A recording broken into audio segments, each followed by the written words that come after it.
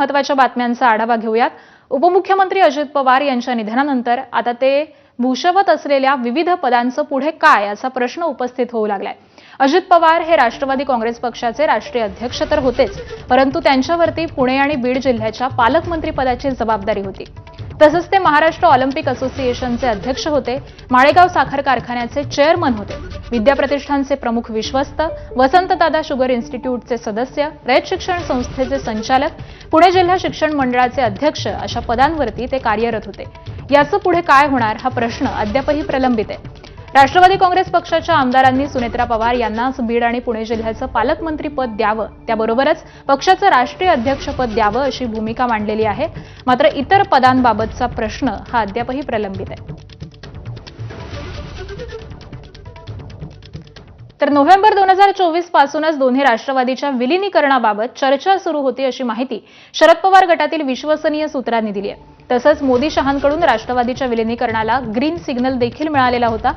Green signal मिळाल्यानंतर 16 जानेवारी 2026 पासून विलीनीकरणासाठी बैठका सुरू होत्या।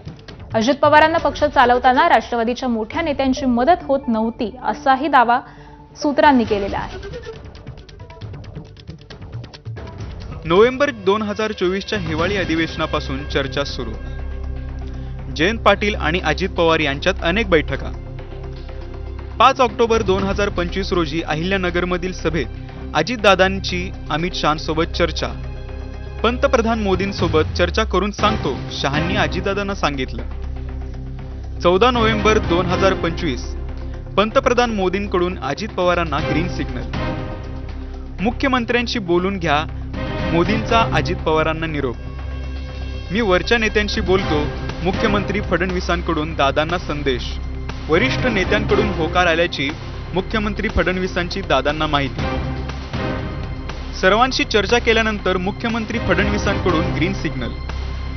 महापालिका निवडणुका झाल्यानंतर विलीनीकरण जाहीर करा, मुख्यमंत्र्यांच्या सूचना।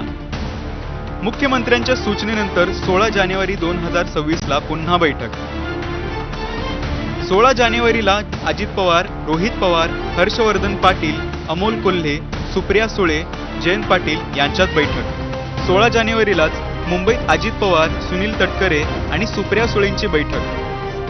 17 जानेवारी 2026 ला शरद पवारांना विलीनीकरणाबाबत कळवण्यात आलं। तर दरम्यान कृषी प्रदर्शनासाठी सर्व नेते हे एकत्र आले होते। विलीनीकरणाची चर्चा करायची असती तर आमच्या नेत्यांना देखील बोलावलं असतं असं वक्तव्य भुजबळांनी केलंय। पाहूयात। ठीक आहे, परंतु जर तुम्ही तिथे मगाशी सांगितल्याप्रमाणे कृषी प्रदर्शनासाठी आलेली ही सगळी मंडळी होती आणि इथून फक्त अजितदादा होते, ते बारामतीचे असल्यामुळे, त्यामुळे आमच्यापैकी इतरांना कोणाला तिथे जाण्याचा प्रश्नच नव्हता ना। आणि अचानक अशी काहीतरी तिकडे मिटिंग होणार हे कोणाला माहिती होतं। आणि मग असं काही घालायचं असेल तर तिकडचे जशी 7-8-10 माणसं, तसे इकडचे 2-4-5 माणसं बसून एकत्रित याचा काय तो निर्णय घ्यायला पाहिजे आहे आणि मग आपण बोलायला पाहिजे। असं आहे की पुढे काय होणार याबद्दल मी काही सांगू शकत नाही आणि राजकारणामध्ये उद्या काय होणार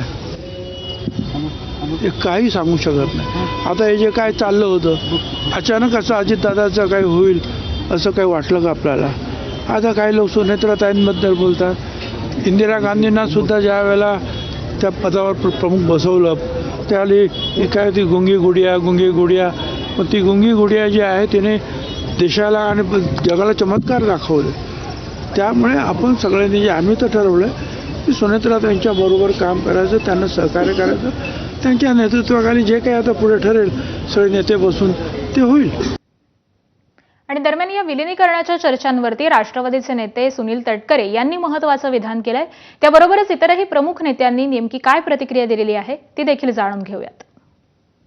विलीनीकरणाच्या संदर्भामध्ये ज्या पद्धतीने मी श्रद्धेय साहेबांनी काय प्रतिक्रिया दिल्या त्याच्याबद्दल बिलकुल बोलत नाही, पण इतर सहकाऱ्यांनी ज्या प्रतिक्रिया दिल्या बारामतीमध्ये अंत्यसंस्कार होण्यापूर्वी देण्याची त्यांनी सुरुवात केली।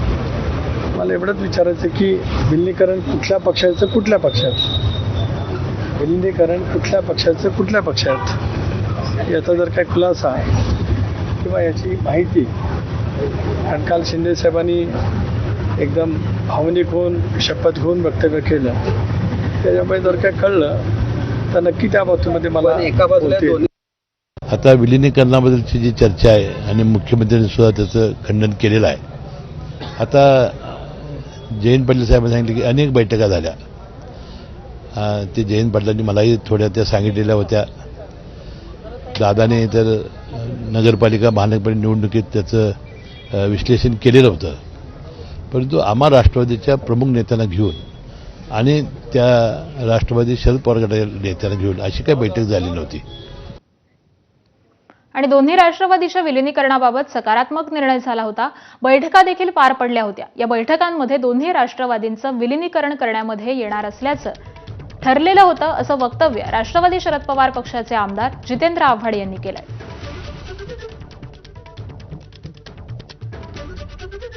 देवेंद्र फडणवीसनी शरदचंद्र पवार साहेबांचे सगळे दावे फोडले. त्यांचं म्हणणं कुठलीच चर्चा झालेली असते तर अजितदादा आम्हाला बोलले असते विलिनीकरण संदर्भात, असं त्यांनी सवाल केला. चर्चा झाली होती हे 2000% सत्य. उपमुख्यमंत्री अजित पवारांच्या अपघाती निधनानंतर राजकीय समीकरणं ही वेगानं बदलली आहेत. घाईघाईमध्ये झालेल्या सुनेत्रा पवारांच्या उपमुख्यमंत्री पदाच्या शपथविधीनंतर चर्चेत आलेली राष्ट्रवादी आता विलिनीकरणाच्या दाव्यांमध्ये गुंतली आहे. अशातच दोन्ही राष्ट्रवादीच्या विलिनीकरणानंतर काय ठरलं होतं याचा तपशील एबीपी माझाच्या हाती लागलाय. दोन्ही राष्ट्रवादीचं विलिनीकरण झाल्यानंतर ते महायुतीमध्ये सामील होणार होते. सुप्रिया सुळेंना केंद्रामध्ये मंत्रिपद तर राज्याच्या मंत्रिमंडळामध्ये शरद पवार गटाचा एक नेता असा प्रस्ताव होता. असं अजित पवार आणि जयंत पाटलांच्या बैठकीमध्ये ठरल्याची माहिती ही आता समोर आली आहे.